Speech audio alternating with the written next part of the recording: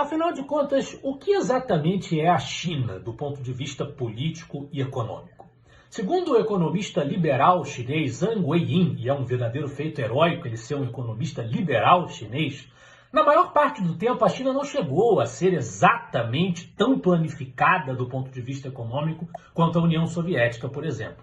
Mas é fato que Mao Tse-tung, o líder do Partido Comunista Chinês que chegou ao poder em 1949, implementou medidas bastante duras de socialização a partir principalmente de 1957, quando ele anuncia o seu grande salto adiante. Isso significou obrigar a população chinesa, principalmente fazendeiros e camponeses, a trabalhos forçados que levaram a uma fome que matou milhões de pessoas. Os números mais conservadores giram em torno de 30 milhões. Até que no final da década de 70 e principalmente na década de 80, Deng Xiaoping chega ao poder e implementa reformas liberalizantes.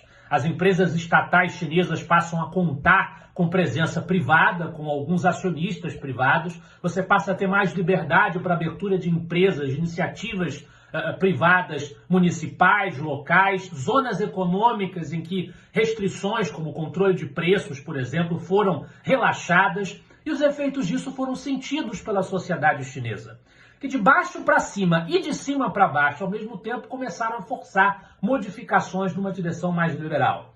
Isso é o que explica, segundo Zhang Weiyin, os sucessos da China e do seu desenvolvimento espantoso. Infelizmente, esses desdobramentos sempre sofrem reveses. E hoje mesmo a gente vê algumas tentativas de reforço do intervencionismo na economia chinesa, que do ponto de vista político, obviamente, continua sendo uma ditadura. Se você quiser se aprofundar nesse relato, nessa análise de Zhang Weiyin sobre a situação chinesa, adquira o livro O Capitalismo Não é o Problema, é a Solução, do historiador alemão Rainer Zitelmann, com selo do Instituto Liberal.